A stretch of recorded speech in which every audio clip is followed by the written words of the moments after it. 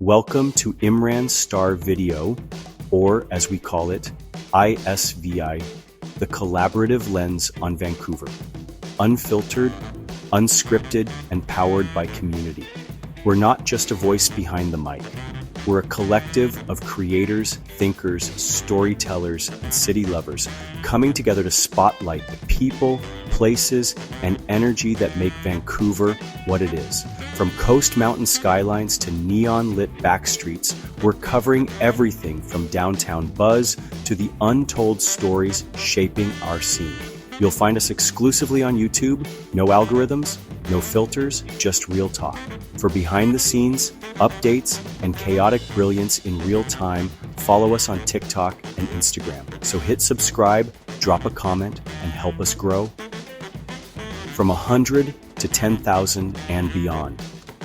Because this isn't just our platform, it's yours too. Turn it up. Get into it. Let's talk Vancouver. This is ISVi.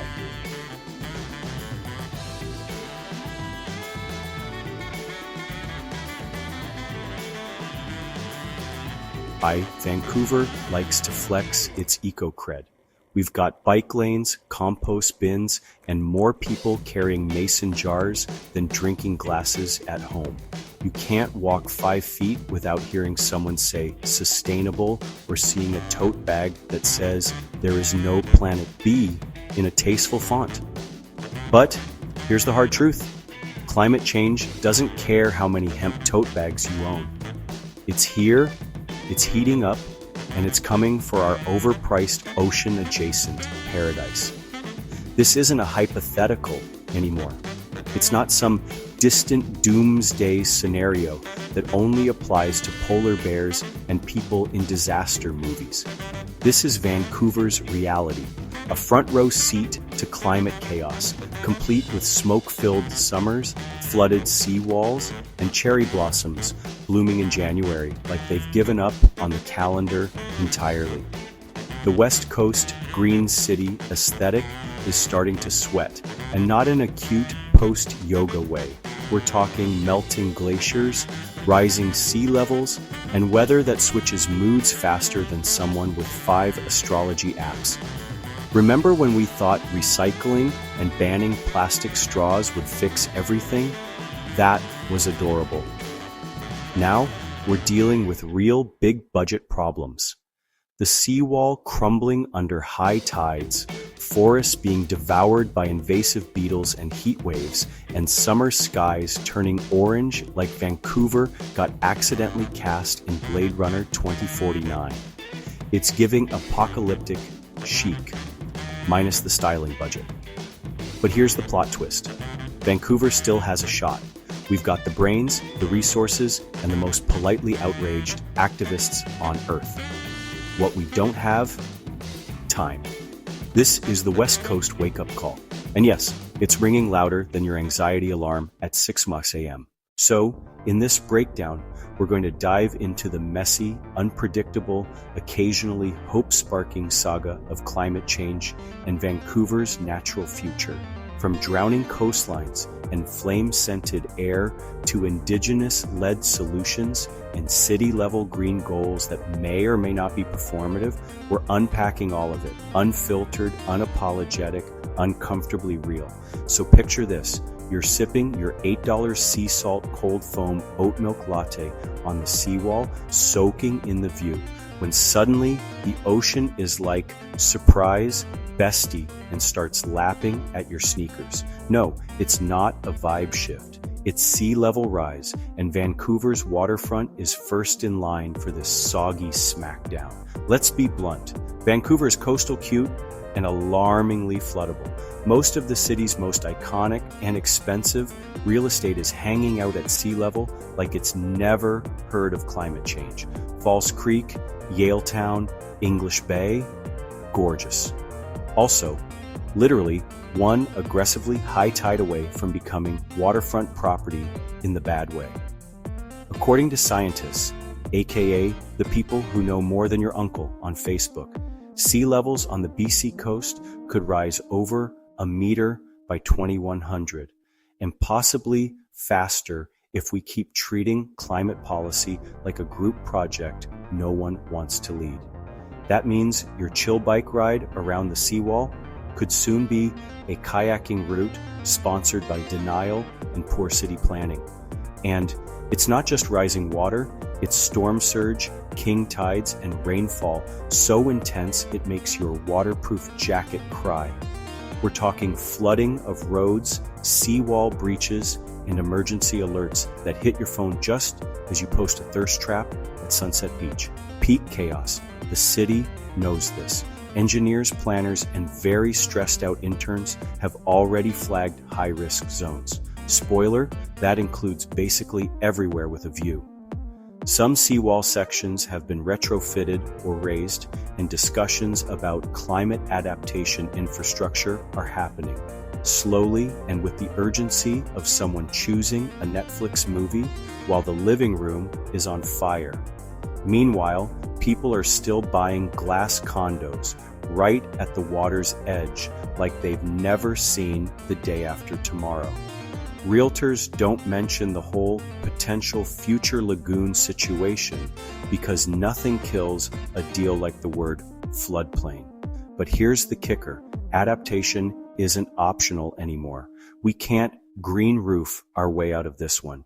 We need bold, immediate action, seawall reinforcements, flood-resistant building codes, and planning that doesn't treat rising seas like a vague myth. Otherwise, Vancouver's coastal charm will turn into coastal crisis, and we'll all be left wondering why we didn't listen when the tide started tickling our toes. So yes, the water is rising. And no, Vancouver's current defenses are not ready to be the ocean's emotional punching bag. It's time to stop pretending the ocean is just here for the aesthetic and start prepping like it's gunning for your Wi-Fi modem. Vancouver summers, once known for breezy patios, sunset hikes, and pretending to enjoy paddleboarding while suppressing your fear of falling. Now, they're known for smoke-filled skies, heat dome-induced trauma, and the subtle scent of climate collapse. Welcome to Airpocalypse Summer TM, where your lungs are the new battleground and shade is currency. Let's talk about the 2021 heat dome, also known as the week Vancouver became an unintentional toaster oven. Temperatures soared past 40 degrees Celsius. Sidewalk could cook eggs. And every Vancouverite learned that yes, you can get sunstroke while standing inside a London drugs. Dozens died. Infrastructure buckled, and the air, it had the texture of burnt toast and regret. Heat domes, in case you skipped science class and now get your meteorology from memes, are extreme high-pressure systems that trap hot air and bake the landscape like it owes them money. And thanks to climate change, they're not freak events anymore. They're the new seasonal anxiety. Summer no longer means shorts and sangria. It means checking air quality ratings like you're reading stock prices and praying your building has even one functional fan. And don't forget the wildfires, which now show up every year like that messy ex who says they've changed but still ruin everything. Each summer, we watch helplessly as huge swaths of BC go up in flames, and suddenly downtown Vancouver starts smelling like a campfire, but without the marshmallows or good vibes. Smoke rolls in, blocks out the sun, and turns the city into a real-life Instagram filter called lung damage. The health implications? Grim. Air quality plummets. People with asthma suffer. Outdoor events get canceled. Your dog gives you side-eye every time you try to take it out for a walk. And let's not forget the rising urban heat island effect, where concrete-packed neighborhoods with fewer trees get scorched harder, especially in lower-income areas, turning climate change into a class issue with a sunburn. The city has tried to respond with cooling centers, misting tents, and vaguely apologetic press releases. But let's be real, that's like slapping a Band-Aid on a lava flow. We need long-term strategies, more urban forests, heat-resilient infrastructure, mandatory AC and housing. Yes, we were begging, and public health plans that don't treat wildfires like a seasonal inconvenience. Because as cute as it sounds to live in a city where summer, beach days, and rooftop hangs, the reality is we're one bad heat wave away from turning English Bay into a public sauna with seagulls. Vancouver isn't just at risk, it's already in it. So maybe it's time to start treating wildfires and heat domes not as quirky nature tantrums, but as annual reminders that climate change has entered its villain arc, and we're living in the origin story. Vancouver, surrounded by water, known for rain, basically built on mist. So how is it possible that we're now looking at drought alerts like it's an annual horoscope and treating garden hoses like contraband? It's giving moist on the outside, dry on the inside. The har cross sanatir, crown of climate disaster. Here's the thing, just because there's an ocean next door doesn't mean we can drink it. Vancouver's actual drinking water comes from reservoirs and snowmelt off the North Shore Mountains, and thanks to climate change, both of those things are showing up late, staying less long, and low-key ghosting us when we need them most. The snowpack, that wholesome, Instagrammable winter coverage we rely on to slowly melt and keep things flowing through spring and summer, yeah, she's melting faster than your emotional stability during Mercury retrograde. Warmer winters mean less snow, and what little snow we do get melts early, leaving reservoirs hanging out dry and thirsty by July like they forgot to pack water for a hike. Cue Metro Vancouver's Stage 1 through 5 water restriction drama, where suddenly you're being publicly shamed for watering your lawn or washing your dusty Prius like it's a personal attack on the ecosystem. Want to fill up a kiddie pool in August? Better have a lawyer and a moral justification.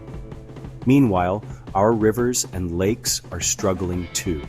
Lower water levels hit salmon runs, harm aquatic ecosystems, and mess with indigenous fishing rights and local biodiversity. Drought doesn't just mean less water in your null gene, it means serious ecological fallout, collapsing fish populations, and increased wildfire risk because everything's drier than your dating life post-heat dome. Even our power supply isn't safe. BC's beloved hydroelectricity system, that sweet, clean, smug energy source we love to gloat about, yeah, it runs on water. Less snow and lower reservoirs, so power shortages. So now we're staring down the possibility of rolling blackouts and weak Wi-Fi during heat waves, which frankly sounds like a personal attack on every Vancouverite's nervous system. Oh, and seasons? LOL. Those are gone. We've now entered the era of climate roulette. Spring arrives early, summer shows up late and violent, and fall forgets to RSVP. Bottom line, Vancouver's climate calendar is fully broken, and our water future is looking about as stable as a West End condo built in 1974. If we don't get serious about conservation, green infrastructure, and climate-resilient water systems, we'll be sipping desalinated seawater from a live laugh love mug and calling it sustainability.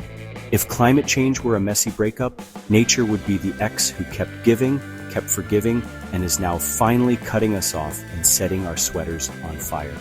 Let's start with Stanley Park, the green jewel of the city, beloved by joggers, Instagram fiends, and raccoons with main character energy.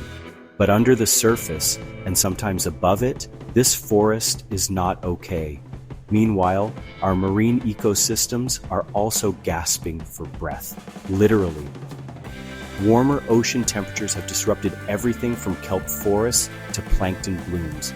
Intertidal zones, home to sea stars, anemones, and other fragile icons of West Coast tide pool realness. These creatures are baking under the sun during extreme heat events, turning your favorite beachside nostalgia trip into a low-key horror movie. Bees in trouble, bats declining, songbirds singing their last ballads. Biodiversity in and around Vancouver is collapsing faster than your ability to stay off Instagram for 24 hours. But here's the glimmer of hope, because we're not completely feral about it yet. People are fighting back. Conservationists, Indigenous stewards, youth climate activists, and scientists with zero chill are doing the work. So yes, Vancouver's nature is iconic, but that doesn't make it invincible. If we don't act fast and smart, the only natural beauty left in the city will be the plants in your friend's overpriced condo and the curated green filter on your hiking story. If we don't act fast and smart, the only natural beauty left in the city will be the plants in your friend's overpriced condo and the curated green filter on your hiking story. Vancouver's future isn't locked in. Will it be sea-soaked condos or green corridors led by Indigenous stewardship?